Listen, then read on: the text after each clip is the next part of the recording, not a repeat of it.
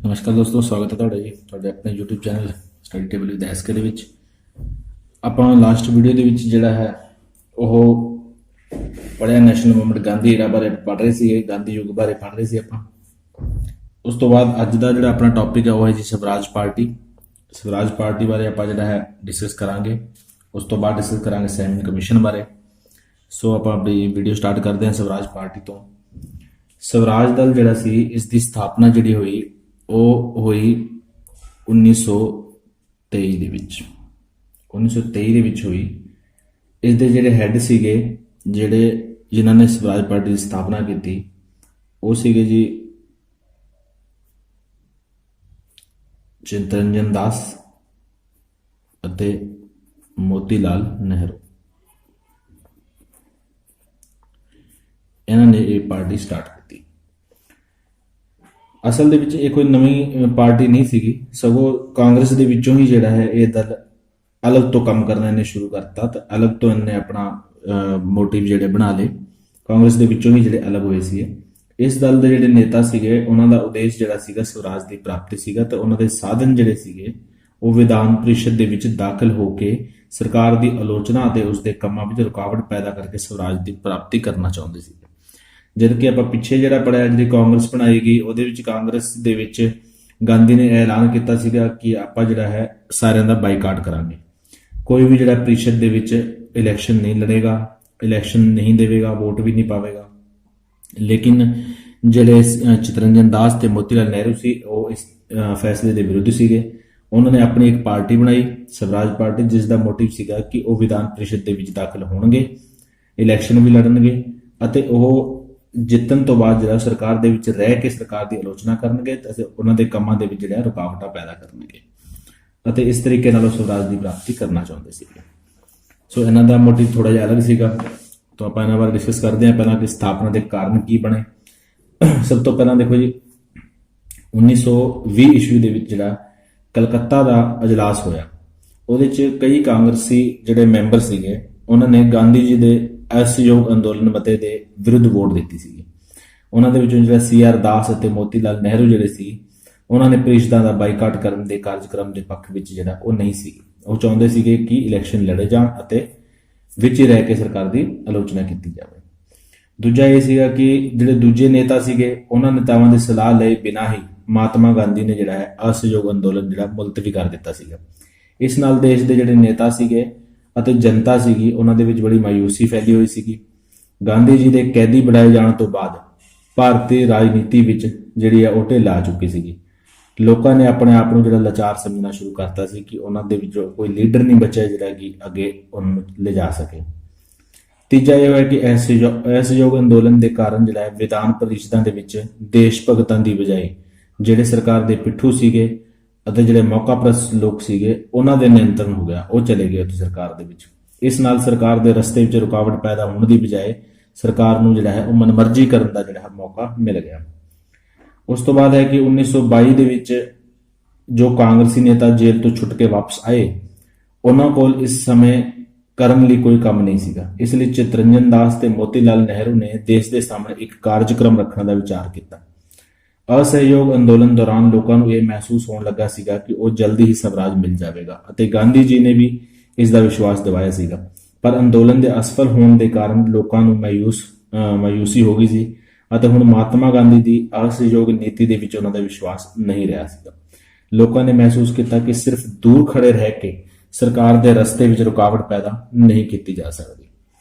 ਉਪਰੋਕਤ ਜਿਹੜੀਆਂ ਆਪਾਂ ਗੱਲਾਂ ਕੀਤੀਆਂ, ਉਹਨਾਂ ਨੂੰ ਧਿਆਨ 'ਚ ਰੱਖਦੇ ਹੋਏ ਮੋਤੀ ਲਾਲ ਨਹਿਰੂ ਤੇ ਚਿਤਰੰਜਨ ਦਾਸ ਨੇ 1923 ਵਿੱਚ ਹੋਣ ਵਾਲੇ ਜਿਹੜੇ ਚੋਣਾਂ ਸੀ ਵਿਧਾਨ ਪ੍ਰੀਸ਼ਦ ਦੀਆਂ, ਉਹਨਾਂ ਦੇ ਚੋਣਾਂ 'ਚ ਹਿੱਸਾ ਲੈਣ ਦਾ ਕਾਰਜਕ੍ਰਮ ਜਿਹੜਾ ਹੈ ਉਹ ਕਾਂਗਰਸ ਦੇ ਸਾਹਮਣੇ ਰੱਖਿਆ।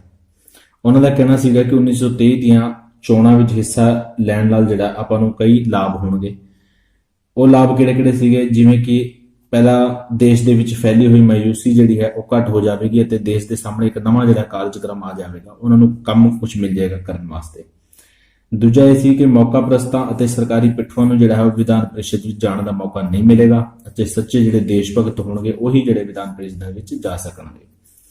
ਤੀਜਾ ਇਹ ਕਿ ਸਰਕਾਰ ਦੀ ਜਿਹੜੀ ਨੀਤੀ ਅਤੇ ਕਾਰਜਕ੍ਰਮਾਂ ਦੀ ਵਿਧਾਨ ਪ੍ਰੀਸ਼ਦ 'ਚ ਬੈਠ ਕੇ ਚੰਗੀ ਤਰ੍ਹਾਂ ਆਲੋਚਨਾ ਕੀਤੀ ਜਾ ਸਕੇਗੀ। ਚੌਥਾ ਕਿ ਸਰਕਾਰ ਦੀ ਜਿਹੜੀ ਤਾਨਾਸ਼ਾਹੀ ਅਤੇ ਮਨਮਰਜ਼ੀ ਕਰਨ ਦੀ ਜਿਹੜੀ ਹਿੰਮਤ ਨਹੀਂ ਹੋਵੇਗੀ, ਕਿਉਂਕਿ ਉਸ 'ਚ ਆਪਣੇ ਵੀ ਬੰਦੇ ਹੋਣਗੇ। ਵਿਧਾਨ ਪ੍ਰੀਸ਼ਦਾਂ ਵਿੱਚ ਬੈਠ ਕੇ ਵੀ ਅਸਹਿਯੋਗ ਦੇ ਕਾਰਜਕ੍ਰਮ ਨੂੰ ਲਾਗੂ ਕੀਤਾ ਜਾ ਸਕੇਗਾ ਅਤੇ ਬਜਟ ਆਦਿ ਜਿਹੜਾ ਹੈ ਉਹ ਰੱਦ ਕਰਵਾ ਕੇ ਸਰਕਾਰ ਵਿੱਚ ਰੁਕਾਵਟ ਪਾਈ ਜਾ ਸਕਦੀ ਹੈ। ਉਸ ਤੋਂ ਇਲਾਵਾ ਜਨਤਾ ਲਈ ਜਿਹੜਾ ਹੈ ਚੰਗੇ ਚੰਗੇ ਕਾਨੂੰਨ ਬਣਾਉਣ ਦੀ ਸੰਭਾਵਨਾ ਹੋ ਜਾਵੇਗੀ।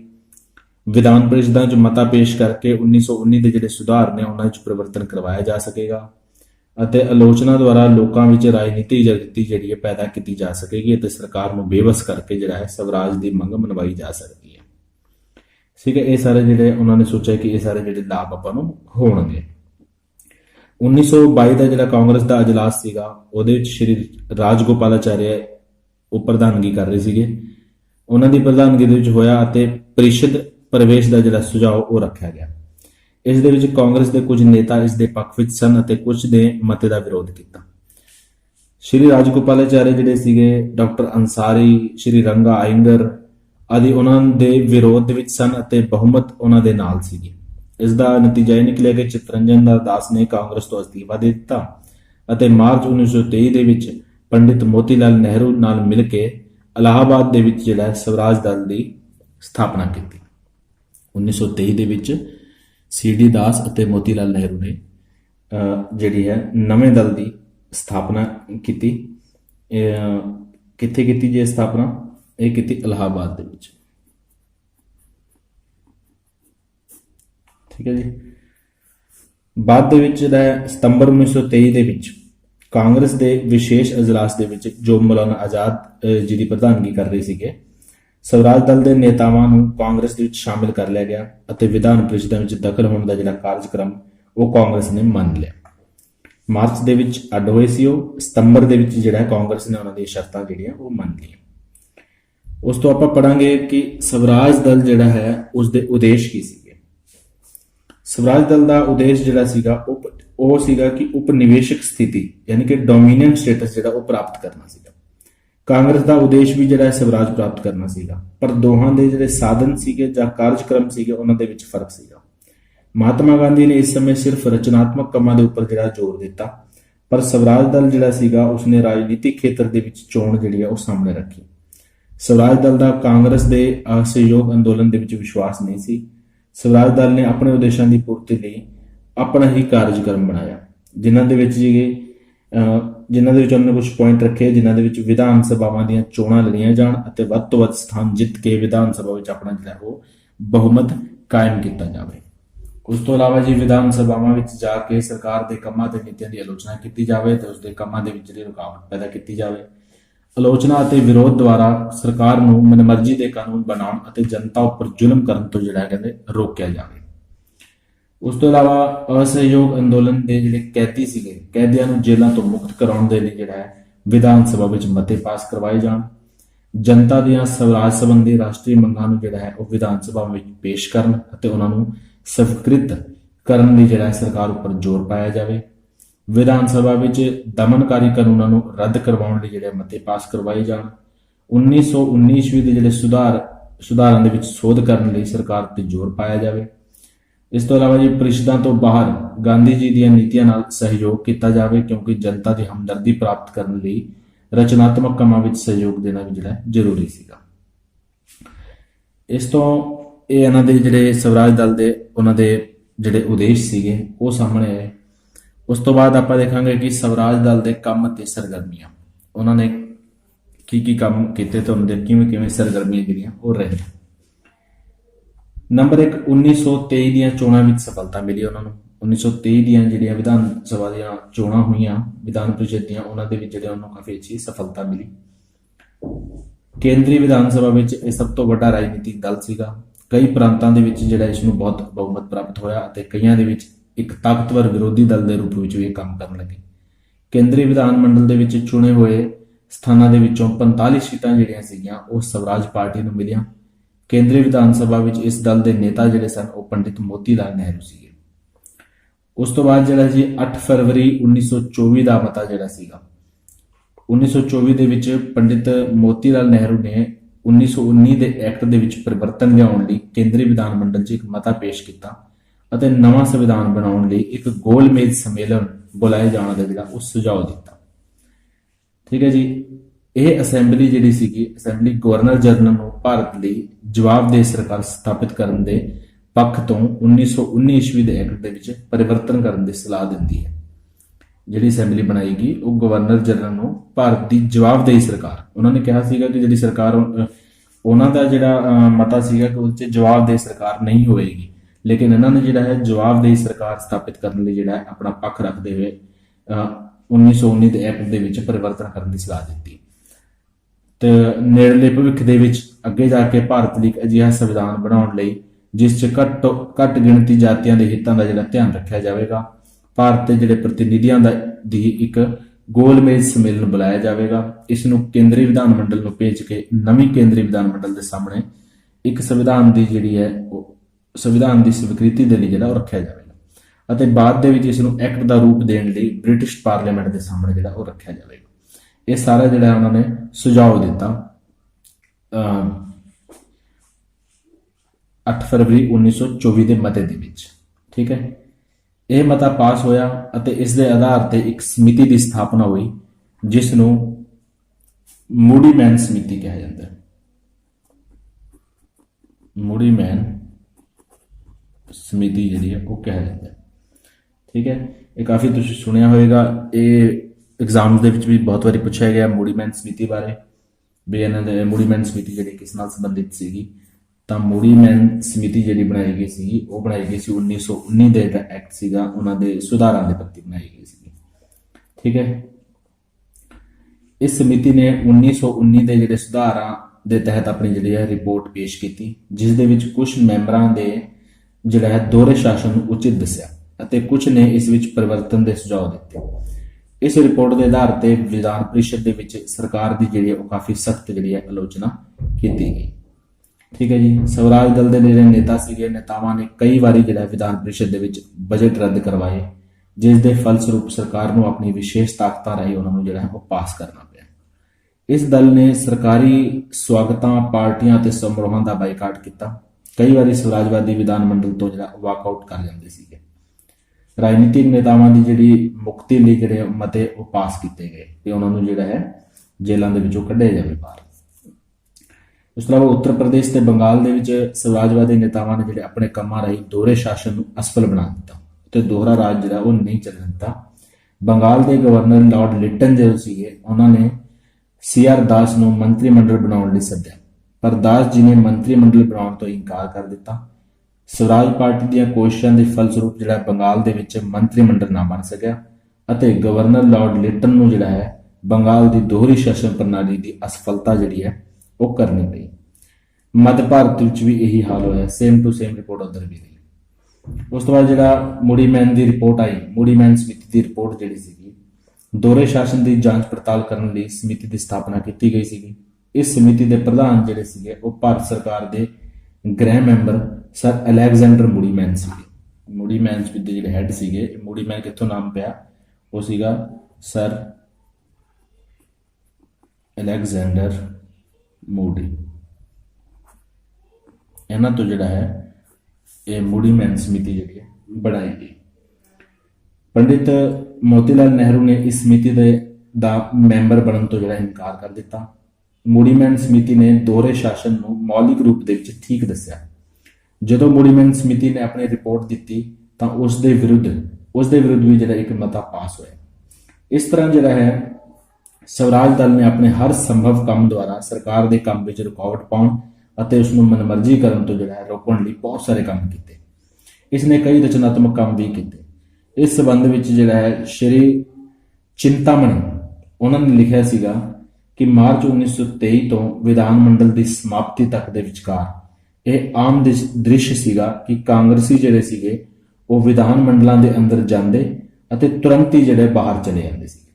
ਇਸ ਕਾਰਵਾਈ ਦੇ ਉਦੇਸ਼ ਨੂੰ ਉਹ ਹੀ ਸਮਝਦੇ ਸਨ ਕਿ ਕਿਉਂ ਉਹ ਕਰ ਰਹੇ ਸਨ। ਸਰ ਤੇਜ ਬਹਾਦਰ ਸਪਰੂ ਜਿਹੜੇ ਸੀਗੇ ਉਹਨਾਂ ਨੇ ਇਸ ਦੇਸ਼ ਭਗਤੀ ਨੂੰ ਚੱਕਰ ਲਗਾਉਣ ਵਾਲੀ ਦੇਸ਼ ਭਗਤੀ ਕਿਹਾ। ਉਧਰ ਬੰਗਾਲ ਦੇ ਵਿੱਚ ਜਿਹੜਾ ਹੈ ਚਿਤਰੰਜਨ ਦਾਸ ਅਤੇ ਯੂਪੀ ਦੇ ਵਿੱਚ ਜਿਹੜਾ ਹੈ ਸਵਰਾਜਵਾਦੀ ਨੇਤਾਵਾਂ ਨੇ ਆਪਣੀ ਜਿਹੜੀ ਨੀਤੀ ਦੇ ਕਾਰਨ ਦੋਹਰੇ ਸ਼ਾਸਨ ਨੂੰ ਜਿਹੜਾ ਉੱਤੇ ਅਸਫਲ ਕਰ ਦਿੱਤਾ ਸੀਗਾ। ਸੋ ਇਹ ਦੋ ਲਾਈਨਾਂ ਵੀ ਤੁਸੀਂ ਯਾਦ ਰੱਖਣੀਆਂ ਹੈ ਕਿ ਇੱਕ ਤਾਂ ਜਿਹੜੇ ਕਾਂਗਰਸ ਹੈ ਉਹ ਵਿਧਾਨ ਮੰਡਲਾਂ ਦੇ ਅੰਦਰ ਜਾਂਦੇ ਸੀ ਅਤੇ ਤੁਰੰਤ ਹੀ ਬਾਹਰ ਚਲੇ ਆਉਂਦੇ ਸੀ। ਇਹ ਗੱਲ ਜਿਹੜੀ ਹੈ ਇਹ ਲਿਖੀ ਸੀਗੀ ਜੀ ਤੁਹਾਡੀ ਆਈ ਚਿੰਤਾਮਣੀ ਨੇ। ਅਤੇ ਜਿਹੜਾ ਤੇਜ ਬਹਾਦਰ ਸਪਰੂ ਸੀਗੇ ਉਹਨਾਂ ਨੇ ਇਹ ਗੱਲ ਕਹੀ ਸੀ ਕਿ ਇਹ ਜਿਹੜੀ ਦੇਸ਼ ਭਗਤੀ ਸੀਗੀ ਉਸ ਨੂੰ ਚੱਕਰ ਲਗਾਉਣ ਵਾਲੀ ਦੇਸ਼ ਭਗਤੀ ਕਿਹਾ ਗਿਆ, ਕਿਉਂਕਿ ਕਈ ਵਾਰੀ ਐਗਜ਼ਾਮ ਦੇ ਵਿੱਚ ਡਾਇਰੈਕਟ ਲਾਈਨ ਦੇ ਕੇ ਪੁੱਛਿਆ ਜਾ ਸਕਦਾ ਕਿ ਇਹ ਵਰਡ ਜਿਹੜੇ ਨੇ ਕਿਸ ਦੇ ਦੁਆਰਾ ਕਹੇ ਗਏ। ਉਸ ਤੋਂ ਬਾਅਦ ਜੇ ਆਪਾਂ ਪੜਾਂਗੇ ਕਿ ਸਵਰਾਜ ਦਲ ਦੀ ਜਿਹੜੀ ਅਸਫਲਤਾ ਹੋਈ ਉਸ ਦੇ ਕੀ ਕਾਰਨ ਸੀ, ਕਿਉਂ ਜਿਹੜਾ ਇਹ ਸਵਰਾਜ ਪਾਰਟੀ ਅਸਫਲ ਹੋ ਗਈ। ਤਾਂ ਸਵਰਾਜ ਦਲ ਨੂੰ ਜਿਹੜਾ ਸ਼ੁਰੂ ਦੇ ਵਿੱਚ ਤਾਂ ਬਹੁਤ ਆਸ ਭਰਪੂਰ ਜਿਹੜੀ ਸਫਲਤਾ ਪ੍ਰਾਪਤ ਹੋਈ, ਪਰ 1925 ਤੋਂ ਬਾਅਦ ਇਹ ਦਲ ਜਿਹੜਾ ਹੈ ਆਪਣੀ ਲੋਕਪ੍ਰਿਯਤਾ ਜਿਹੜੀ ਸੀ ਉਹ ਗਵਾ ਬੈਠਾ ਸੀ। 1926 ਦੀ ਚੋਣ ਦੇ ਵਿੱਚ ਜਿਹੜਾ ਹੈ ਇਸ ਦਲ ਨੂੰ ਵਿਸ਼ੇਸ਼ ਸਫਲਤਾ ਜਿਹੜੀ ਪ੍ਰਾਪਤ ਨਹੀਂ ਹੋਈ। ਦੂਜਾ ਇਹ ਕਿ ਸਵਰਾਜ ਦਲ ਜਿਹੜੀ ਸੀਗੀ ਉਹ ਸਰਕਾਰ ਦੇ ਰਸਤੇ ਵਿੱਚ ਰੁਕਾਵਟ ਪਾਉਣ 'ਚ ਪੂਰੀ ਤਰ੍ਹਾਂ ਸਫਲ ਨਹੀਂ ਹੋ ਸਕੀ, ਕਿਉਂਕਿ ਜਿਹੜੇ ਗਵਰਨਰ ਜਨਰਲ ਸੀਗੇ ਉਸ ਟਾਈਮ ਉਹ ਆਪਣੇ ਵਿਸ਼ੇਸ਼ ਸ਼ਕਤੀਆਂ ਦੇ ਰਾਹੀਂ ਜਿਹੜੀਆਂ ਵੀ ਰੁਕਾਵਟਾਂ ਇਹ ਲਾਉਂਦੇ ਸੀਗੇ ਉਹ ਰੁਕਾਵਟਾਂ ਨੂੰ ਦੂਰ ਕਰਕੇ ਆਪਣਾ ਜਿਹੜਾ ਕੰਮ ਉਹ ਚਲਾਉਂਦੇ ਰਹੇ।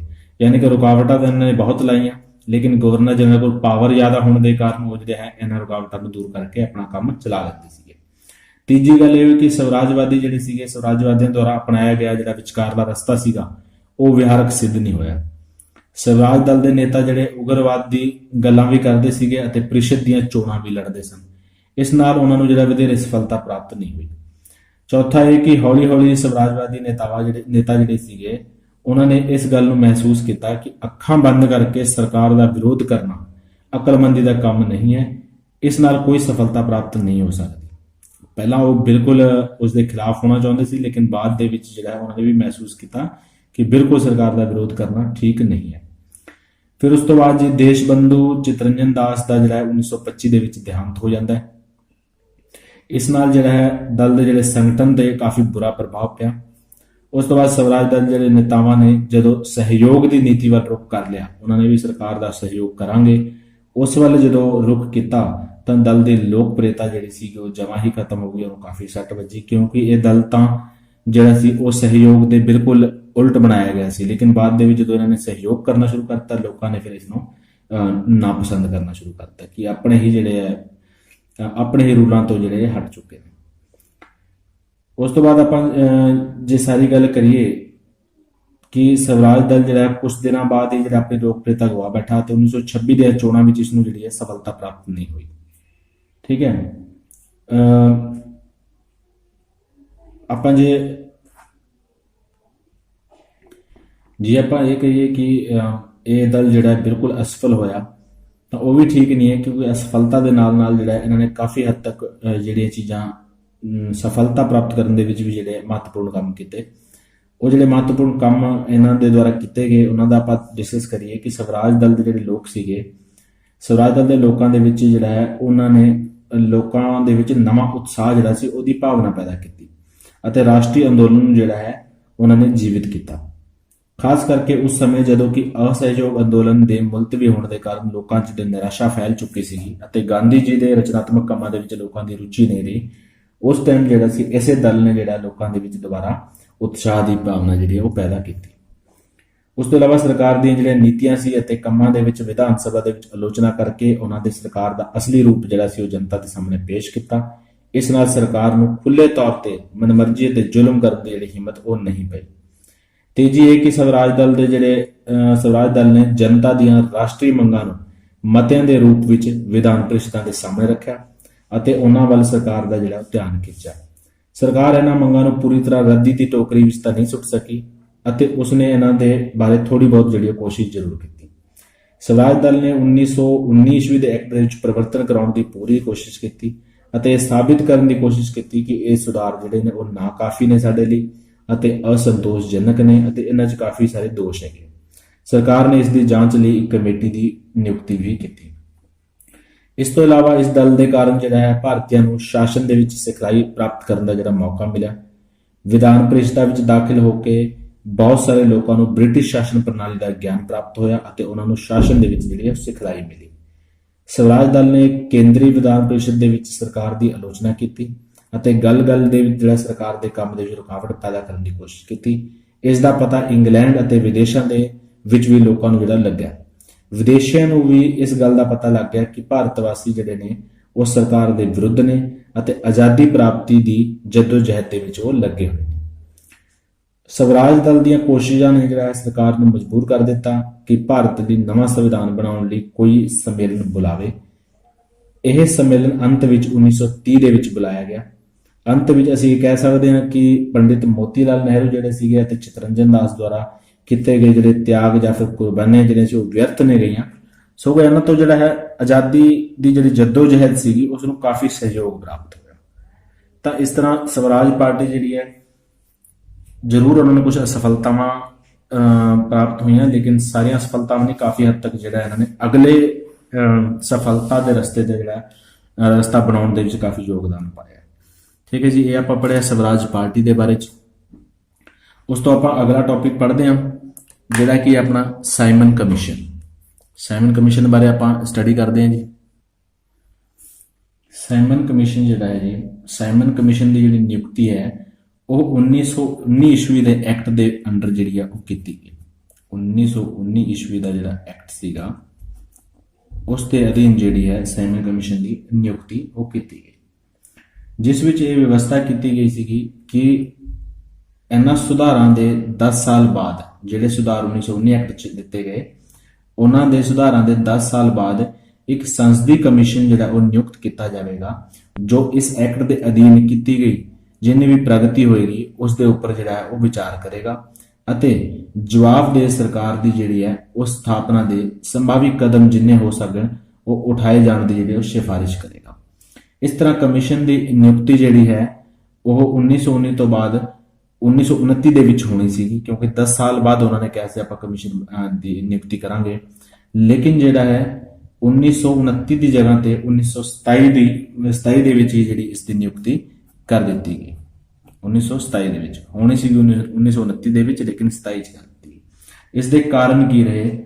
ਸਾਈਮਨ ਕਮਿਸ਼ਨ ਦੀ ਨਿਯੁਕਤੀ ਜਿਹੜੀ ਹੈ 2 ਸਾਲ ਪਹਿਲਾਂ ਕਿਉਂ ਕੀਤੀ ਗਈ? ਇਸ ਦੇ ਕਈ ਕਾਰਨ ਰਹੇ।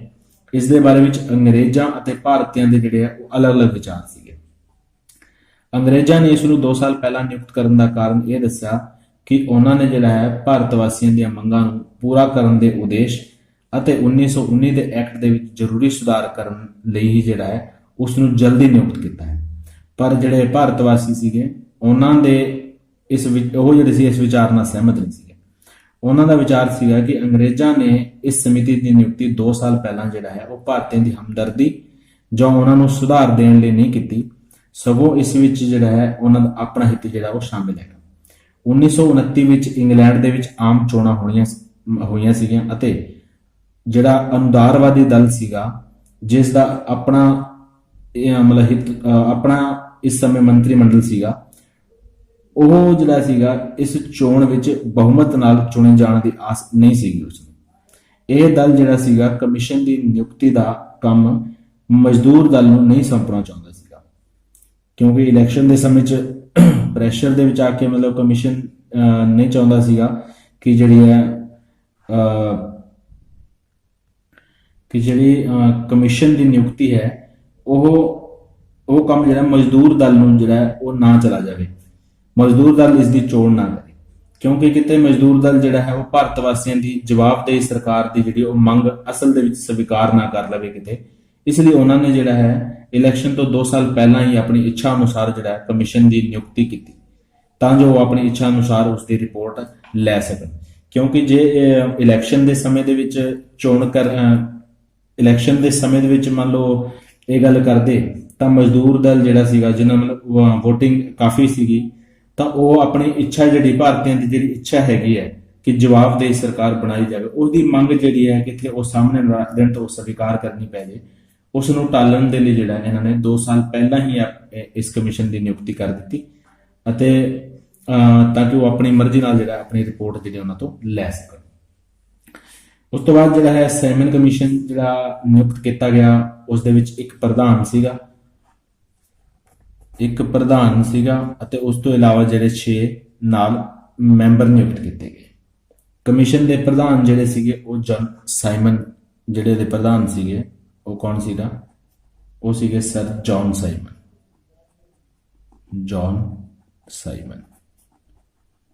ਇਹ ਪ੍ਰਧਾਨ ਸੀਗੇ। ਇਸ ਦੇ ਸਾਰੇ ਮੈਂਬਰ ਜਿਹੜੇ ਸੀ ਉਹ ਅੰਗਰੇਜ਼ ਸੀਗੇ।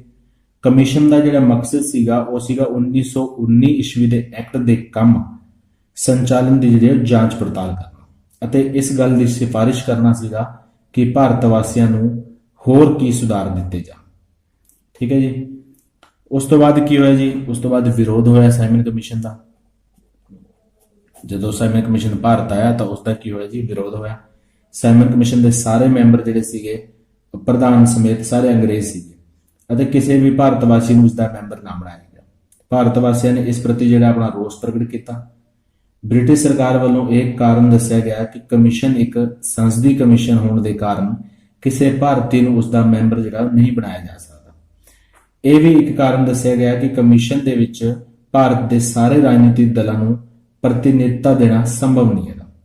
ਤੀਜੀ ਗੱਲ ਇਹ ਵੀ ਪ੍ਰਗਟ ਕੀਤੀ ਗਈ ਕਿ ਕਿਉਂਕਿ ਕਮਿਸ਼ਨ ਨੇ ਸੰਵਿਧਾਨਕ ਸੁਧਾਰਾਂ ਦੇ ਸਬੰਧ ਦੇ ਵਿੱਚ ਸੁਝਾਅ ਦੇਣ ਵਾਲੀ ਮਹੱਤਵਪੂਰਨ ਸਮੱਸਿਆ ਤੇ ਵਿਚਾਰ ਕਰਨਾ ਸੀ, ਇਸ ਲਈ ਇਸ ਵਿੱਚ ਕਿਸੇ ਭਾਰਤ ਵਾਸੀ ਦੀ ਨਿਯੁਕਤੀ ਜਿਹੜੀ ਕਰਨਾ ਉਹ ਸੰਭਵ ਨਹੀਂ ਸੀਗਾ। ਪਰ ਅੰਗਰੇਜ਼ਾਂ ਵੱਲੋਂ ਦਿੱਤੇ ਗਏ ਸਾਰੇ ਕਾਰਨ ਦਲੀਲਾਂ ਵਾਲੇ ਅਤੇ ਨਿਆਂਯੋਗ ਨਹੀਂ ਸੀਗੇ। ਉਸ ਸਮੇਂ ਦੋ ਭਾਰਤ ਵਾਸੀ ਲਾਰਡ ਸਿਨਾ ਅਤੇ ਸ਼੍ਰੀ ਸ਼ਕਤਵਾਲਾ ਬ੍ਰਿਟਿਸ਼ ਸੰਸਦ ਦੇ ਮੈਂਬਰ ਸਨ, ਜਿਨ੍ਹਾਂ ਨੂੰ ਬਿਨਾਂ ਕਿਸੇ ਕਾਨੂੰਨੀ ਰੁਕਾਵਟ ਦੇ ਸੰਸਦੀ ਕਮਿਸ਼ਨ ਦਾ ਮੈਂਬਰ ਨਿਯੁਕਤ ਕੀਤਾ ਜਾ ਸਕਦਾ ਸੀ। ਕਿਹਨਾਂ ਨੂੰ ਜੀ? ਜਿਹੜੇ ਉਸ ਟਾਈਮ ਬ੍ਰਿਟਿਸ਼ ਸੰਸਦ ਦੇ ਮੈਂਬਰ ਸੀਗੇ ਉਹ ਕਿਹੜੇ ਸੀਗੇ? ਉਹ ਸੀਗੇ ਲਾਰਡ ਸਿਨਾ ਅਤੇ ਸ਼੍ਰੀ ਸ਼ਕਤਵਾਲਾ ਸ਼ਕਤਵਾਲਾ, ਇਹ ਬ੍ਰਿਟਿਸ਼ ਮੈਂਬਰ ਸੀਗੇ ਉਸ ਟਾਈਮ। ਉਹਨਾਂ ਨੂੰ ਇਸ ਦਾ ਨਿਯੁਕਤ ਕੀਤਾ ਜਾ ਸਕਦਾ ਸੀ ਮੈਂਬਰ, ਲੇਕਿਨ ਨਹੀਂ ਕੀਤਾ ਗਿਆ। ਅਸਲ ਦੇ ਵਿੱਚ ਭਾਰਤ ਵਾਸੀਆਂ ਨੂੰ ਇਸ ਵਿੱਚ ਨਿਯੁਕਤ ਨਾ ਕਰਨ ਦਾ ਇੱਕ ਹੀ ਕਾਰਨ ਸੀਗਾ ਕਿ ਅੰਗਰੇਜ਼ ਜਿਹੜੇ ਸੀ ਉਹ ਭਾਰਤ ਵਾਸੀਆਂ ਨੂੰ ਅਵਿਸ਼ਵਾਸ ਦੀ ਨਜ਼ਰ ਨਾਲ ਜਿਹੜਾ ਉਹ ਦੇਖਦੇ ਸੀਗੇ। ਭਾਰਤੀਆਂ ਦੀ ਮੰਗ ਦਾ ਜਵਾਬ ਦਿੰਦੇ ਹੋਏ ਭਾਰਤ ਮੰਤਰੀ ਨੇ ਇੱਕ ਗੱਲ ਹੋਰ ਕਹੀ ਕਿ ਭਾਰਤ ਵਾਸੀਆਂ ਵਿੱਚ ਸੰਵਿਧਾਨਿਕ ਸੁਝਾਅ ਦੇਣ ਅਤੇ ਆਪਣੇ ਲਈ ਸੰਵਿਧਾਨ ਦੀ ਜਿਹੜੀ ਉਹ ਯੋਗਤਾ ਨਹੀਂ ਹੈਗੀ। ਇਸ ਗੱਲ ਨੇ ਜਿਹੜਾ ਉਹ ਭਾਰਤ ਦੇ ਸਾਰੇ ਰਾਜਨੀਤਿਕ ਦਲਾਂ ਦੇ ਵਿੱਚ ਹਲਚਲ ਪੈਦਾ ਕਰਤੀ ਕਿ ਉਹਨਾਂ ਦੇ ਵਿੱਚ ਯੋਗਤਾ ਹੀ ਨਹੀਂ ਹੈਗੀ। ਤਾਂ ਇਸ ਦੇ ਕਾਰਨ ਕੀ ਹੋਇਆ? ਸਾਰੇ ਰਾਜਨੀਤਿਕ ਦਲਾਂ ਨੇ ਇਸ ਕਮਿਸ਼ਨ ਦੀ ਨਿਯੁਕਤੀ ਨੂੰ ਜਿਹੜਾ ਉਹ ਰਾਸ਼ਟਰੀ ਬੇਇੱਜ਼ਤੀ ਅਤੇ ਅੰਗਰੇਜ਼ਾਂ ਦੀ ਇੱਕ ਰਾਜਨੀਤਿਕ ਚਾਲ ਦੇ ਰੂਪ ਦੇ ਵਿੱਚ ਲਿਆ ਅਤੇ ਸਾਰੇ ਰਾਜਨੀਤਿਕ ਦਲਾਂ ਨੇ ਇਸ ਦੇ ਬਾਈਕਾਟ ਦਾ ਫੈਸਲਾ ਕੀਤਾ। ਕਾਂਗਰਸ ਨੇ ਇਹ ਫੈਸਲਾ ਦਸੰਬਰ 1927 ਈਸਵੀ ਵਿੱਚ ਮਦਰਾਸ ਦੇ ਇਜਲਾਸ ਵਿੱਚ ਲਿਆ। ਕਾਂਗਰਸ ਨੇ ਕਦੋਂ ਲਿਆ ਇਸ ਦਾ ਫੈਸਲਾ? ਕਿਉਂਕਿ ਕੁਐਸਚਨ ਜਿਹੜੇ ਕਾਂਗਰਸ ਤੋਂ ਬਣ ਕੇ ਆਉਂਦੇ ਨੇ। ਇਹਨਾਂ ਨੇ ਦਸੰਬਰ 1927 ਦੇ ਵਿੱਚ ਜਿਹੜਾ ਮਦਰਾਸ ਦੇ ਵਿੱਚ ਇਜਲਾਸ ਹੋਇਆ ਉਹਦੇ ਵਿੱਚ ਜਿਹੜਾ ਇਹ ਫੈਸਲਾ ਲਿਆ। ਇੱਥੇ ਕੌਣ ਪ੍ਰਧਾਨ ਸੀਗਾ ਉਸ ਟਾਈਮ? ਡਾਕਟਰ ਅੰਸਾਰੀ ਜਿਹੜੇ ਸੀਗੇ ਉਹ ਇਸ ਮੀਟਿੰਗ ਦੀ ਪ੍ਰਧਾਨਗੀ ਕਰ ਰਹੇ ਸੀਗੇ। ਠੀਕ ਹੈ ਜੀ। ਉਹਨਾਂ ਨੇ ਕਿਹਾ, ਡਾਕਟਰ ਅੰਸਾਰੀ ਨੇ ਕਿਹਾ ਸੀਗਾ ਕਿ ਕੋਈ ਵੀ ਸਮਝਦਾਰ ਜਾਂ ਸਵੈ ਅਭਿਮਾਨੀ ਜਿਹੜਾ ਭਾਰਤੀ ਹੋਏਗਾ ਇਸ ਗੱਲ ਨਾਲ ਸਹਿਮਤ ਨਹੀਂ ਹੋ ਸਕਦਾ ਕਿ ਭਾਰਤੀ ਰਾਜਨੀਤਿਕ ਜਿਹੜੀ ਉੱਨਤੀ ਦੇ ਨਾਂ ਅਤੇ ਸਮੇਂ ਦੇ ਇੱਕੋ ਇੱਕ ਨਿਰਣਾਇਕ ਹੋਣ ਦਾ ਜਿਹੜਾ ਅਧਿਕਾਰ ਹੈ ਉਹ ਇੰਗਲੈਂਡ ਨੂੰ ਹੋਵੇ। ਠੀਕ ਹੈ ਨਾ। ਉਹਨਾਂ ਨੇ ਇਹ ਗੱਲ ਕਹੀ ਕਿ ਕੋਈ ਵੀ ਭਾਰਤੀ ਜਿਹੜਾ ਹੈ ਜਾਂ ਸਵੈ ਅਭਿਮਾਨੀ ਭਾਰਤੀ ਜਿਹੜਾ ਹੈ ਉਹ ਇਸ ਗੱਲ ਨਾਲ ਸਹਿਮਤ ਨਹੀਂ ਹੋ ਸਕਦਾ ਕਿ ਭਾਰਤੀ ਰਾਜਨੀਤਿਕ ਉੱਨਤੀ ਦੇ ਨਾਂ ਅਤੇ ਸੋਮੇ ਦਾ ਇੱਕੋ ਹੀ ਮਾਲਿਕ ਹੋਵੇ ਜਾਂ ਇੱਕੋ ਨਿਰਣਾਇਕ ਹੋਵੇ, ਉਹ ਵੀ ਇਕੱਲਾ ਇੰਗਲੈਂਡ, ਉਸ ਦਾ ਅਧਿਕਾਰ ਉਸ ਨੂੰ ਨਹੀਂ ਹੈ। ਫਰਵਰੀ 1928 ਦੇ ਵਿੱਚ ਜਦੋਂ ਸਾਈਮਨ ਕਮਿਸ਼ਨ ਨੇ ਭਾਰਤ ਦੀ ਧਰਤੀ ਤੇ ਆਪਣਾ ਪੈਰ ਰੱਖਿਆ, ਭਾਰਤ 'ਚ ਕਦੋਂ ਆਇਆ ਜੀ? ਫਰਵਰੀ 1928 ਦੇ ਵਿੱਚ ਜਦੋਂ ਸਾਈਮਨ ਕਮਿਸ਼ਨ ਭਾਰਤ ਆਇਆ ਤਾਂ ਸਾਰੇ ਦੇਸ਼ ਦੇ ਅੰਦਰ ਹੜਤਾਲ ਹੋਈ ਅਤੇ ਕਾਲੇ ਝੰਡਿਆਂ ਨਾਲ ਜਿਹੜਾ ਹੈ ਉਸ ਦਾ ਸਵਾਗਤ ਕੀਤਾ ਗਿਆ।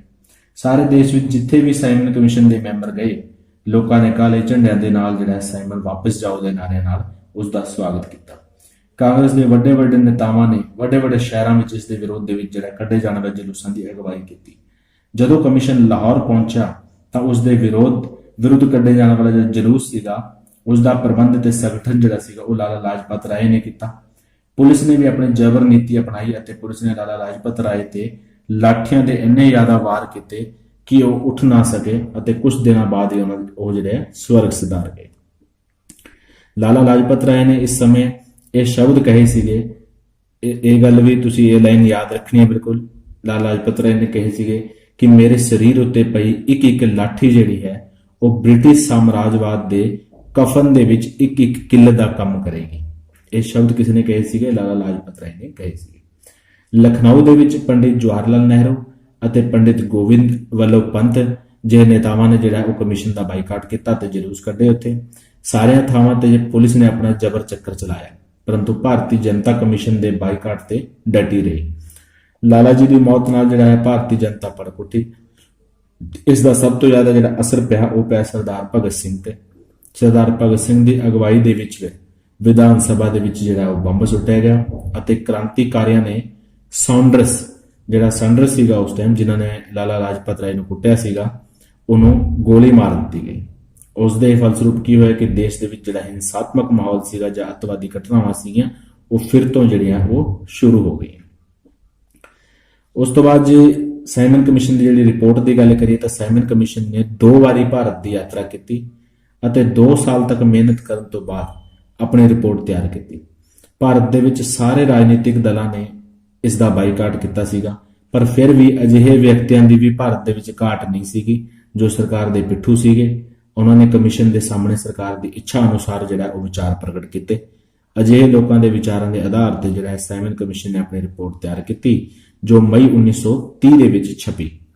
ਉਹਨਾਂ ਨੇ ਆਪਣੀ ਰਿਪੋਰਟ ਜਿਹੜੀ ਛਾਪੀ ਉਹਦੇ ਵਿੱਚ ਕਿਹੜੇ-ਕਿਹੜੇ ਸਿਫਾਰਸ਼ਾਂ ਲਿਖੀਆਂ ਉਹਨਾਂ ਦੀ ਗੱਲ ਕਰੀਏ ਤਾਂ ਸਭ ਤੋਂ ਪਹਿਲੇ ਜਿਹੜੀ ਲਿਖੀ ਉਹਨਾਂ ਲਿਖੀ ਪ੍ਰਾਂਤਾਂ ਦੇ ਵਿੱਚ ਖੁਦ ਮੁਖਤਿਆਰੀ। ਪ੍ਰਾਂਤਾਂ ਦੇ ਵਿੱਚ ਖੁਦ ਮੁਖਤਿਆਰੀ ਜਿਹੜਾ ਉਹ ਪਹਿਲਾ ਪੁਆਇੰਟ ਸੀਗਾ। ਕਮਿਸ਼ਨ ਨੇ ਇਹ ਰਿਪੋਰਟ ਦਿੱਤੀ ਕਿ ਦੋਹਰੀ ਸ਼ਾਸਨ ਪ੍ਰਣਾਲੀ ਜਿਹੜੀ ਆ ਉਹ ਅਸਫਲ ਰਹੀ ਹੈ ਅਤੇ ਇਸ ਨੂੰ ਖਤਮ ਕਰ ਦਿੱਤਾ ਜਾਵੇ। ਇਸ ਨੇ ਪ੍ਰਾਂਤਾਂ ਦੇ ਵਿੱਚ ਪੂਰੇ ਜਵਾਬਦੇਹ ਸ਼ਾਸਨ ਦੀ ਜਿਹੜੀ ਸਥਾਪਨਾ ਦੀ ਸਿਫਾਰਿਸ਼ ਕੀਤੀ। ਸਾਰੇ ਪ੍ਰਾਂਤਕ ਵਿਸ਼ੇ ਜਿਹੜੇ ਆ ਉਹ ਭਾਰਤੀ ਮੰਤਰੀਆਂ ਨੂੰ ਸੌਂਪ ਦਿੱਤੇ ਜਾਣ ਅਤੇ ਮੰਤਰੀ ਜਿਹੜੇ ਆ ਪ੍ਰਾਂਤਕ ਵਿਧਾਨ ਸਭਾ ਵੱਲ ਜਵਾਬਦੇਹ ਹੋਣਗੇ। ਇਸ ਤੋਂ ਇਲਾਵਾ ਸਿਫਾਰਿਸ਼ ਕੀਤੀ ਉਹਨਾਂ ਨੇ ਕਿ ਕੇਂਦਰ ਦੇ ਵਿੱਚ ਜਿਹੜੀ ਹੈ ਉਹ ਗੈਰ ਜ਼ਿੰਮੇਵਾਰ ਸ਼ਾਸਨ ਹੋਣਾ ਚਾਹੀਦਾ ਹੈ। ਸਾਈਮਨ ਕਮਿਸ਼ਨ ਨੇ ਕੇਂਦਰ ਵਿੱਚ ਗੈਰ ਜ਼ਿੰਮੇਵਾਰ ਸ਼ਾਸਨ ਬਣਾਏ ਰੱਖਣ ਦੀ ਜਿਹੜੀ ਸਿਫਾਰਿਸ਼ ਕੀਤੀ ਅਤੇ ਕਿਹਾ ਗਿਆ ਕਿ ਕੇਂਦਰੀ ਸਰਕਾਰ ਜਿਹੜੀ ਹੈ ਉਹ ਕੇਂਦਰੀ ਵਿਧਾਨ ਮੰਡਲ ਦੇ ਪ੍ਰਭਾਵ ਤੋਂ ਪੂਰੀ ਆਜ਼ਾਦ ਹੋਣੀ ਚਾਹੀਦੀ ਹੈ। ਮਤਲਬ ਕਿ ਗੈਰ ਜ਼ਿੰਮੇਵਾਰ ਦਾ ਮਤਲਬ ਇੱਥੇ ਹੋ ਗਿਆ ਕਿ ਉਹ ਜਿਹੜੀ ਹੈ ਵਿਧਾਨ ਮੰਡਲਾਂ ਦੇ ਪ੍ਰਤੀ ਜਵਾਬਦੇਹੀ ਨਹੀਂ ਹੋਏਗੀ। ਵਿਧਾਨ ਮੰਡਲ ਉਹਨਾਂ ਨੂੰ ਕੋਈ ਸਵਾਲ ਨਹੀਂ ਪੁੱਛ ਸਕਦਾ, ਅਗਰ ਉਹ ਸਰਕਾਰ ਤੋਂ ਕੁਝ ਚਾਹੇ ਪੁੱਛਣਾ ਤਾਂ ਨਹੀਂ ਪੁੱਛ ਸਕਦਾ ਹੈ। ਉਹਨਾਂ ਨੇ ਜਿਹੜੀ ਉਹ ਗੈਰ ਜ਼ਿੰਮੇਵਾਰ ਸ਼ਾਸਨ ਬਣਾ ਕੇ ਰੱਖਿਆ ਸੀਗਾ। ਇਹੀ ਜਿਹੜਾ ਉਹਨਾਂ ਨੇ ਆਪਣੀ ਰਿਪੋਰਟ ਦੇ ਵਿੱਚ ਵੀ ਕਿਹਾ। ਪ੍ਰਤਿਰੱਖਿਆ ਦੀ ਸਮੱਸਿਆ ਜਿਹੜੀ ਸੀਗੀ ਉਸ ਨੂੰ ਠੀਕ ਤਰ੍ਹਾਂ ਹੱਲ ਹੋਣ ਦੇ ਬਾਅਦ ਹੀ ਜਿਹੜਾ ਕੇਂਦਰ ਦੇ ਵਿੱਚ ਜਵਾਬਦੇਹ ਸ਼ਾਸਨ ਜਿਹੜਾ ਉਹ ਕਾਇਮ ਕੀਤੇ ਜਾਣ ਵੱਲ ਕਦਮ ਚੁੱਕਿਆ ਜਾ ਸਕਦਾ ਹੈ। ਉਸ ਤੋਂ ਪਹਿਲਾਂ ਇਸ ਦੀ ਗੱਲ ਨਹੀਂ ਕੀਤੀ ਗਈ। ਉਸ ਤੋਂ ਇਲਾਵਾ ਜਿਹੜਾ ਹੈ ਸਾਈਮਨ ਕਮਿਸ਼ਨ ਨੇ ਸਿਫਾਰਿਸ਼ ਕੀਤੀ ਕਿ ਆਪਣੀਆਂ ਕੁਝ ਵਿਸ਼ੇਸ਼ ਜ਼ਿੰਮੇਵਾਰੀਆਂ ਦਾ ਪਾਲਣ ਕਰਨ ਦੇ ਲਈ ਗਵਰਨਰ ਅਤੇ ਗਵਰਨਰ ਜਨਰਲ ਜਿਹੜੇ ਸੀਗੇ ਉਹਨਾਂ ਦੀਆਂ ਵਿਸ਼ੇਸ਼ ਸ਼ਕਤੀਆਂ ਜਿਹੜੀਆਂ ਹੋਣੀਆਂ ਚਾਹੀਦੀਆਂ ਨੇ।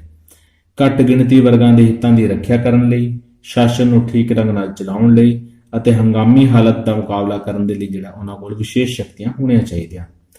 ਪ੍ਰਾਂਤਕ ਜਿਹੜੇ ਗਵਰਨਰ ਸੀਗੇ ਉਹਨਾਂ ਗਵਰਨਰ ਨੂੰ ਮੰਤਰੀ ਮੰਡਲ ਦੇ ਵਿੱਚ ਜਿਹੜਾ ਇੱਕ ਮੈਂਬਰ ਨਿਯੁਕਤ ਕਰਨ ਦਾ ਜਿਹੜਾ ਉਹ ਵੀ ਅਧਿਕਾਰ ਉਹਨਾਂ ਨੂੰ ਹੋਣਾ ਚਾਹੀਦਾ ਹੈ। ਉਸ ਤੋਂ ਇਲਾਵਾ ਜਿਹੜਾ ਹੈ ਜੀ ਸਾਈਮਨ ਕਮਿਸ਼ਨ ਨੇ ਭਾਰਤੀ ਮਤ ਅਧਿਕਾਰ ਜਿਹੜਾ ਸੀਗਾ VOTING ਰਾਈਟ ਸਿਫਾਰਿਸ਼ ਕੀਤੀ। ਇਹ ਸੁਝਾਅ ਰੱਖਿਆ ਗਿਆ ਕਿ ਘੱਟ ਤੋਂ ਘੱਟ ਜਿਹੜਾ ਹੈ 10 ਅਤੇ ਵੱਧ ਤੋਂ ਵੱਧ 15% ਲੋਕਾਂ ਨੂੰ ਜਿਹੜਾ ਹੈ ਉਹ ਵੋਟ ਅਧਿਕਾਰ ਜਿਹੜਾ ਉਹ ਪ੍ਰਾਪਤ ਹੋਣਾ ਚਾਹੀਦਾ ਹੈ। ਮਤ ਅਧਿਕਾਰ ਦੇ ਵਿੱਚ ਵਾਧੇ ਦੇ ਨਾਲ ਜਿਹੜਾ ਹੈ ਉਹ ਫਿਰਕਾ ਪ੍ਰਸਤ ਚੋਣ ਪ੍ਰਣਾਲੀ ਨੂੰ ਜਿਹੜਾ ਉਹ ਬਣਾਈ ਰੱਖਣ ਦਾ ਵੀ ਉਹਨਾਂ ਨੇ ਸੁਝਾਅ ਦਿੱਤਾ। ਇਸ ਤੋਂ ਇਲਾਵਾ ਜਿਹੜਾ ਸਾਈਮਨ ਕਮਿਸ਼ਨ ਨੇ ਪ੍ਰਾਂਤਕ ਵਿਧਾਨ ਮੰਡਲਾਂ ਦੇ ਵਿਸਥਾਰ ਦੀ ਸਿਫਾਰਿਸ਼ ਕੀਤੀ ਅਤੇ ਇਹ ਸੁਝਾਅ ਰੱਖਿਆ ਕਿ ਵੱਡੇ ਪ੍ਰਾਂਤਾਂ ਦੇ ਵਿੱਚ ਇਸ ਦੀ ਗਿਣਤੀ ਜਿਹੜੀ ਹੈ 200 ਤੋਂ 250 ਤੱਕ ਜਿਹੜੀ ਹੈ ਉਹ ਹੋਣੀ ਚਾਹੀਦੀ। ਉਸ ਤੋਂ ਇਲਾਵਾ ਜਿਹੜਾ ਹੈ ਕਮਿਸ਼ਨ ਨੇ ਇਹ ਆਸ ਪ੍ਰਗਟ ਕੀਤੀ ਕਿ ਭਾਰਤ ਵਿੱਚ ਇੱਕ ਸਰਵ ਭਾਰਤੀ ਸੰਘ ਦੀ ਸਥਾਪਨਾ ਕੀਤੀ ਜਾਵੇ ਜਿਸ ਵਿੱਚ ਬ੍ਰਿਟਿਸ਼ ਪ੍ਰਾਂਤਾਂ ਤੋਂ ਇਲਾਵਾ ਦੇਸੀ ਰਿਆਸਤਾਂ ਵੀ ਸ਼ਾਮਿਲ ਹੋਣ ਅਤੇ ਇਸੇ ਗੱਲ ਨੂੰ ਧਿਆਨ 'ਚ ਰੱਖ ਕੇ ਕੇਂਦਰੀ ਵਿਧਾਨ ਮੰਡਲ ਦਾ ਜਿਹੜਾ ਉਹ ਪੁਨਰਗਠਨ ਹੋਣਾ ਚਾਹੀਦਾ ਹੈ ਜਿਸ ਵਿੱਚ ਪ੍ਰਾਂਤਾਂ ਅਤੇ ਦੇਸੀ ਰਿਆਸਤਾਂ ਨੂੰ ਜਿਹੜੀ ਉਹ ਪ੍ਰਤੀਨਿਧਤਾ ਪ੍ਰਾਪਤ ਹੋ ਸਕੇ। ਇਸ ਤੋਂ ਇਲਾਵਾ ਭਾਰਤ ਦੀ ਪ੍ਰਤਿਰੱਖਿਆ ਦੇ ਬਾਰੇ ਵਿੱਚ ਕਮਿਸ਼ਨ ਨੇ ਸੁਝਾਅ ਦਿੱਤਾ ਕਿ ਭਾਰਤੀ ਸੈਨਾ ਦਾ ਜਿਹੜਾ ਭਾਰਤੀਕਰਨ ਹੈ, ਇੰਡੀਅਨਾਈਜੇਸ਼ਨ ਜਿਹੜੀ ਹੈ ਉਹ ਹੋਣੀ ਚਾਹੀਦੀ ਹੈ, ਪਰ ਕੁਝ ਸਮੇਂ ਤੱਕ ਜਿਹੜਾ ਅੰਗਰੇਜ਼ੀ ਸੈਨਾ ਨੂੰ ਹੀ ਭਾਰਤ ਵਿੱਚ ਰੱਖਣਾ ਜ਼ਰੂਰੀ ਹੈ। ਫਿਰ ਉਸਨੇ ਸਿਫਾਰਿਸ਼ ਕੀਤੀ ਕਿ ਕਮਿਸ਼ਨ ਨੇ ਸੁਝਾਅ ਵੀ ਰੱਖਿਆ ਕਿ ਭਾਰਤ ਦੇ ਵਿੱਚ ਇੱਕ ਸੰਘ ਦੀ ਸਥਾਪਨਾ ਕੀਤੀ ਜਾਵੇ ਅਤੇ ਜਦ ਤੱਕ ਸੰਘ ਅਸਲੀ ਰੂਪ ਵਿੱਚ ਕਾਇਮ ਨਹੀਂ ਹੁੰਦਾ ਉਸ ਸਮੇਂ ਤੱਕ ਜਿਹੜਾ ਹੈ ਮਹਾਨ ਭਾਰਤ ਲਈ ਇੱਕ ਪ੍ਰੀਸ਼ਦ ਦਾ ਸੰਗਠਨ ਕੀਤਾ ਜਾਵੇ ਜਿਸ ਵਿੱਚ ਬ੍ਰਿਟਿਸ਼ ਪ੍ਰਾਂਤਾਂ ਅਤੇ ਦੇਸੀ ਰਿਆਸਤਾਂ ਦੇ ਪ੍ਰਤੀਨਿਧੀ ਜਿਹੜੇ ਉਹ ਸ਼ਾਮਿਲ ਹੋਣ। ਉਸ ਤੋਂ ਇਲਾਵਾ ਜਿਹੜਾ ਹੈ ਗ੍ਰਹਿ ਸਰਕਾਰ ਦੇ ਬਾਰੇ ਵਿੱਚ ਕਮਿਸ਼ਨ ਨੇ ਸਿਫਾਰਿਸ਼ ਕੀਤੀ ਕਿ ਭਾਰਤ ਮੰਤਰੀ ਦੀ ਭਾਰਤ ਪ੍ਰੀਸ਼ਦ ਜਿਹੜੀ ਹੈ ਇੰਡੀਅਨ ਕਾਉਂਸਲ ਨੂੰ ਬਣਾਈ ਰੱਖਿਆ ਜਾਵੇ, ਪਰ ਉਸ ਦੀਆਂ ਜਿਹੜੀਆਂ ਤਾਕਤਾਂ ਜਿਹੜੀਆਂ ਪਾਵਰਾਂ ਨੇ ਜਿਹੜੀਆਂ ਉਹਨਾਂ ਨੂੰ ਘੱਟ ਕਰ ਦਿੱਤਾ ਜਾਵੇ। ਇਸ ਤੋਂ ਇਲਾਵਾ ਕਮਿਸ਼ਨ ਨੇ ਇਹ ਵੀ ਸਿਫਾਰਿਸ਼ ਕੀਤੀ ਕਿ ਬਰਮਾ ਨੂੰ ਜਿਹੜਾ ਭਾਰਤ ਤੋਂ ਅਲੱਗ ਕਰਕੇ ਅਲੱਗ ਰਾਜ ਦੇ ਰੂਪ ਵਿੱਚ ਸੰਗਠਿਤ ਕੀਤਾ ਜਾਵੇ ਅਤੇ ਜਿਹੜਾ ਸਿੰਧ ਹੈ ਸਿੰਧ ਨੂੰ ਬੰਬਈ ਪ੍ਰਾਂਤ ਤੋਂ ਅਲੱਗ ਕਰਕੇ ਅਲੱਗ ਪ੍ਰਾਂਤ ਬਣਾ ਦਿੱਤਾ ਜਾਵੇ। ਇਹ ਵੀ ਸਿਫਾਰਿਸ਼ ਕੀਤੀ ਗਈ ਸੀ ਕਿ ਉੱਤਰ ਪੱਛਮੀ ਸੀਮਾ ਪ੍ਰਾਂਤ ਜਿਹੜੇ ਨੇ ਉਹਨਾਂ ਨੂੰ ਪ੍ਰਾਂਤਕ ਖੁਦ ਮੁਖਤਿਆਰੀ ਜਿਹੜੀ ਆ ਉਹ ਨਾ ਦਿੱਤੀ ਜਾਵੇ। ਇਹ ਸਾਰੀਆਂ ਜਿਹੜੀਆਂ ਸਿਫਾਰਿਸ਼ਾਂ ਸੀਗੀਆਂ ਇਹ ਸਾਈਮਨ ਕਮਿਸ਼ਨ ਨੇ ਆਪਣੀ ਰਿਪੋਰਟ ਦੇ ਵਿੱਚ ਜਿਹੜੀਆਂ ਉਹ ਦਰਜ ਕੀਤੀਆਂ ਸੀਗੀਆਂ। ਠੀਕ ਹੈ ਜੀ, ਇਹ ਜਿਹੜੀ ਸਾਈਮਨ ਕਮਿਸ਼ਨ ਦੀ ਰਿਪੋਰਟ ਸੀਗੀ ਉਸ ਦਾ ਅਗਰ ਆਪਾਂ ਮੁਲਾਂਕਣ ਕਰੀਏ ਤਾਂ ਉਸ ਦੇ ਵਿੱਚ ਜਿਹੜੇ ਦੋਸ਼ ਸੀਗੇ, ਆਪਾਂ ਦੋਸ਼ ਕੱਢੀਏ ਤਾਂ ਦੇਖੋ ਦੋਸ਼ ਦੇ ਵਿੱਚ ਗੱਲ ਕਰੀਏ, ਪਹਿਲਾ ਇਹ ਹੈ ਕਿ ਰਿਪੋਰਟ ਦੇ ਵਿੱਚ ਜਿਹੜਾ ਹੈ ਅਧਿਰਾਜ ਦੀ ਯਾਨੀ ਕਿ ਡੋਮੀਨੀਅਨ ਸਟੇਟਸ ਦੀ ਕੋਈ ਵੀ ਜਿਹੜੀ ਗੱਲ ਨਹੀਂ ਕੀਤੀ ਗਈ ਅਤੇ ਨਾ ਹੀ ਜਿਹੜਾ ਇਸ ਗੱਲ ਦਾ ਐਲਾਨ ਕੀਤਾ ਗਿਆ ਸੀਗਾ ਕਿ ਭਾਰਤ ਵਿੱਚ ਅਧਿਰਾਜ ਦੀ ਜਿਹੜੀ ਸਥਾਪਨਾ ਉਹ ਬ੍ਰਿਟਿਸ਼ ਸ਼ਾਸਨ ਦਾ ਟੀਚਾ ਹੋਵੇਗਾ, ਇਸ ਦੀ ਕੋਈ ਗੱਲ ਨਹੀਂ ਕੀਤੀ ਗਈ। ਇਸ ਤੋਂ ਇਲਾਵਾ ਕੇਂਦਰ ਦੇ ਵਿੱਚ ਗੈਰ ਜ਼ਿੰਮੇਵਾਰ ਸ਼ਾਸਨ ਦੀ ਸਿਫਾਰਿਸ਼ ਜਿਹੜੀ ਹੈ ਉਹ ਕੀਤੀ ਗਈ ਸੀ, ਜ਼ਿੰਮੇਵਾਰ ਸ਼ਾਸਨ ਦੀ ਸਿਫਾਰਿਸ਼ ਨਹੀਂ ਕੀਤੀ ਗਈ। ਉਸ ਤੋਂ ਇਲਾਵਾ ਪ੍ਰਾਂਤਾਂ ਵਿੱਚ ਖੁਦ ਮੁਖਤਿਆਰੀ ਕਾਇਮ ਕੀਤੀ ਸੀਗੀ ਪਰ ਗਵਰਨਰ ਨੂੰ ਵਿਸ਼ੇਸ਼ ਸ਼ਕਤੀਆਂ ਦਿੱਤੀਆਂ ਜਾਣਾ ਇਸ ਦੇ ਅਨੁਕੂਲ ਨਹੀਂ ਸੀਗਾ। ਗਵਰਨਰ ਆਪਣੀਆਂ ਵਿਸ਼ੇਸ਼ ਸ਼ਕਤੀਆਂ ਦਾ ਇਸਤੇਮਾਲ ਕਰਕੇ ਫਿਰ ਤੋਂ ਆਪਣੇ ਹਿਸਾਬ ਨਾਲ ਕੰਮ ਕਰ ਸਕਦੇ ਸੀ। ਉਸ ਤੋਂ ਇਲਾਵਾ ਚੌਥਾ ਇਹ ਕਿ ਭਾਰਤ ਦੀ ਸੁਰੱਖਿਆ ਦੀ ਜ਼ਿੰਮੇਵਾਰੀ ਜਿਹੜੀ ਹੈ ਉਹ ਬ੍ਰਿਟਿਸ਼ ਸਰਕਾਰ ਨੂੰ ਸੌਂਪੀ ਗਈ ਪਰ ਫੌਜ ਉੱਪਰ ਹੋਣ ਵਾਲਾ ਸਾਰਾ ਜਿਹੜਾ ਖਰਚ ਸੀਗਾ ਉਹ ਭਾਰਤੀ ਲਗਾਨ ਤੋਂ ਜਿਹੜਾ ਉਹ ਪ੍ਰਾਪਤ ਕੀਤਾ ਜਾਂਦਾ ਸੀਗਾ। ਇਹ ਵੀ ਜਿਹੜਾ ਉਸ 'ਚ ਸਹੀ ਸਟੈਪ ਨਹੀਂ ਚੱਕਿਆ ਗਿਆ। ਉਸ ਤੋਂ ਇਲਾਵਾ ਮਿਸਟਰ ਐਂਡਰਿਊਜ਼ ਜਿਹੜੇ ਸੀਗੇ ਉਹਨਾਂ ਦਾ ਕਹਿਣਾ ਹੈ ਕਿ ਇਸ ਰਿਪੋਰਟ ਦਾ ਸਭ ਤੋਂ ਵੱਡਾ ਦੋਸ਼ ਇਹ ਸੀਗਾ ਕਿ ਇਸ ਨੇ ਅਹਿੰਸਾਤਮਕ ਅਸਹਿਯੋਗ ਅੰਦੋਲਨ ਰਾਹੀਂ ਭਾਰਤ ਵਿੱਚ ਜਿਹੜੇ ਮੁੱਢਲੇ ਪਰਿਵਰਤਨ ਆਏ ਸੀਗੇ, ਜਿਹੜੇ ਹਾਲਾਤ ਪਹਿਲਾਂ ਪੈਦਾ ਹੋਏ ਸੀਗੇ ਅਤੇ ਜਨਤਾ ਦੇ ਜਿਹੜੇ ਅਭਿਲਾਸ਼ਾਵਾਂ ਸੀਗੀਆਂ ਜਾਂ ਉਹਨਾਂ ਦੀਆਂ ਰੀਝਾਂ ਸੀਗੀਆਂ ਉਹਨਾਂ ਵੱਲ ਕੋਈ ਧਿਆਨ ਨਹੀਂ ਦਿੱਤਾ ਗਿਆ। ਇਸ ਨੇ ਆਪਣੇ ਆਪ ਨੂੰ ਉਸ ਭਾਰਤ ਨਾਲ ਸੰਬੰਧਿਤ ਰੱਖਿਆ ਜੋ ਰਾਸ਼ਟਰੀ ਅੰਦੋਲਨ ਦੇ ਸ਼ੁਰੂ ਹੋਣ ਤੋਂ 30 ਸਾਲ ਪਹਿਲਾਂ ਸੀਗਾ। ਇਸ ਨੇ ਰਾਸ਼ਟਰੀ ਜਾਗ੍ਰਿਤੀ ਦੇ ਕਾਰਨ ਜਿਹੜੇ ਉੱਠੇ ਨੌਜਵਾਨ ਨੇ ਉਹਨਾਂ ਦੇ ਰਾਸ਼ਟਰੀ ਅੰਦੋਲਨ ਨਾਲ ਆਪਣਾ ਵਾਸਤਾ ਜਿਹੜਾ ਉਹ ਨਹੀਂ ਰੱਖਿਆ। ਨੌਜਵਾਨਾਂ ਦੇ ਵਿੱਚ ਜਿਹੜਾ ਹੁਣ ਚੇਂਜਸ ਆ ਚੁੱਕੇ ਸੀ ਜਾਂ ਉਹ ਕੀ ਚਾਹੁੰਦੇ ਸੀਗੇ, ਜਾਗ੍ਰਿਤੀ ਕਿੰਨੀ ਲੋਕਾਂ ਦੇ ਵਿੱਚ ਆ ਗਈ, ਇਸ ਦਾ ਖਿਆਲ ਨਾ ਰੱਖਦੇ ਹੋਏ ਉਹਨਾਂ ਨੇ ਆਪਣੇ ਪੁਰਾਣੇ ਤਰੀਕੇ ਨਾਲ ਜਿਹੜੀ ਆਪਣੀ ਰਿਪੋਰਟ ਨੂੰ ਉਹ ਪੇਸ਼ ਕੀਤਾ।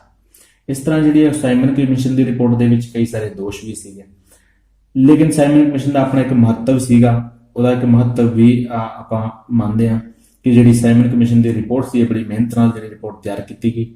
ਇਸ ਰਿਪੋਰਟ ਦਾ ਆਪਣਾ ਮਹੱਤਵ ਸੀਗਾ। ਜਿਹੜੇ ਪੀ ਰਾਬਰਟਸ ਇੱਕ ਰਾਈਟਰ ਸੀਗੇ ਉਹਨਾਂ ਦੇ ਅਨੁਸਾਰ ਇਹ ਰਿਪੋਰਟ ਜਿਹੜਾ ਹੈ ਉਹ ਸਦਾ ਭਾਰਤੀ ਸਰਕਾਰੀ ਪੱਖਾਂ ਦੇ ਵਿੱਚੋਂ ਜਿਹੜਾ ਇੱਕ ਮਹੱਤਵਪੂਰਨ ਕਹਿੰਦੇ ਪਾਤਰ ਰਹੇਗੀ। ਇਸ ਰਿਪੋਰਟ ਦੇ ਵਿੱਚ ਪਹਿਲੀ ਵਾਰੀ ਜਿਹੜਾ ਹੈ ਪ੍ਰਾਂਤਾਂ ਦੀ ਖੁਦ ਮੁਖਤਿਆਰੀ ਨੂੰ ਸ਼ੁਰੂ ਕਰਨ ਦੀ ਜਿਹੜੀ ਸਿਫਾਰਿਸ਼ ਕੀਤੀ ਗਈ। ਇਸ ਨੇ ਭਾਰਤ ਦੀ ਸੁਰੱਖਿਆ, ਜਾਤੀ ਅਤੇ ਫਿਰਕਾ ਪ੍ਰਸਤੀ ਅਤੇ ਦੇਸੀ ਰਿਆਸਤਾਂ ਦੇ ਦ੍ਰਿਸ਼ਟੀਕੋਣ ਨੂੰ ਜਿਹੜਾ ਹੈ ਉਸ ਤੋਂ ਡੂੰਘਾ ਅਧਿਐਨ ਕੀਤਾ। ਕਮਿਸ਼ਨ ਦੇ ਮੈਂਬਰਾਂ ਨੇ ਕਠਿਨ ਅਤੇ ਵਿਰੋਧੀ ਹਾਲਤਾਂ ਹੋਣ ਦੇ ਬਾਵਜੂਦ ਵੀ ਭਾਰਤੀ ਸਮੱਸਿਆ ਉੱਪਰ ਜਿਹੜਾ ਹਰ ਪਹਿਲੂ ਤੇ ਵਿਚਾਰ ਕੀਤਾ ਅਤੇ ਸਾਰੀਆਂ ਕਠਿਨਾਈਆਂ ਉੱਪਰ ਜਿਹੜਾ ਉਹਨਾਂ ਨੇ ਚਾਨਣਾ ਪਾਇਆ। ਇਸ ਦੇ ਅੰਦਰ ਜਿਹੜਾ ਹੈ ਭਾਰਤ ਲਈ ਕਾਫੀ ਸਦਭਾਵਨਾ ਤੇ ਹਮਦਰਦੀ ਦਿਖਾਈ ਗਈ। ਸ਼੍ਰੀ ਰਾਬਰਟਸ ਜਿਹੜੇ ਸੀਗੇ ਉਹਨਾਂ ਨੇ ਇਸ ਰਿਪੋਰਟ ਦੇ ਬਾਰੇ ਵਿੱਚ ਇਹ ਕਿਹਾ ਸੀਗਾ ਕਿ ਇਹ ਜਿਹੜੇ ਭਾਰਤੀ ਸਰਕਾਰੀ ਦਸਤਾਵੇਜ਼ਾਂ ਦੇ ਵਿੱਚ ਸਭ ਤੋਂ ਵੱਧ ਮਹੱਤਵਪੂਰਨ ਦਸਤਾਵੇਜ਼ ਜਿਹੜਾ ਉਹ ਇਹੀ ਰਹੇਗਾ। ਇਸ ਰਿਪੋਰਟ ਨੂੰ ਬਣਾਉਣ ਵਿੱਚ ਸਾਈਮਨ ਨੇ ਜਿਹੜਾ ਕਾਫੀ ਮਿਹਨਤ ਕੀਤੀ ਹੈ। ਹੁਣ ਜਿਹੜਾ ਉਸ ਤੋਂ ਬਾਅਦ 1935 ਦਾ ਐਕਟ ਆਇਆ, 1935 ਦਾ ਐਕਟ ਜਦੋਂ ਭਾਰਤ ਦੇ ਵਿੱਚ ਲਾਗੂ ਕੀਤਾ ਗਿਆ ਤਾਂ ਉਸ ਐਕਟ ਦੇ ਵਿੱਚ ਵੀ ਜਿਹੜਾ ਹੈ ਸਾਈਮਨ ਕਮਿਸ਼ਨ ਦੀਆਂ ਬਹੁਤ ਸਾਰੇ ਜਿਹੜੇ ਸਿਫਾਰਸ਼ਾਂ ਉਹਨਾਂ ਨੂੰ ਜਿਹੜੀ ਥਾਂ ਦਿੱਤੀ ਗਈ।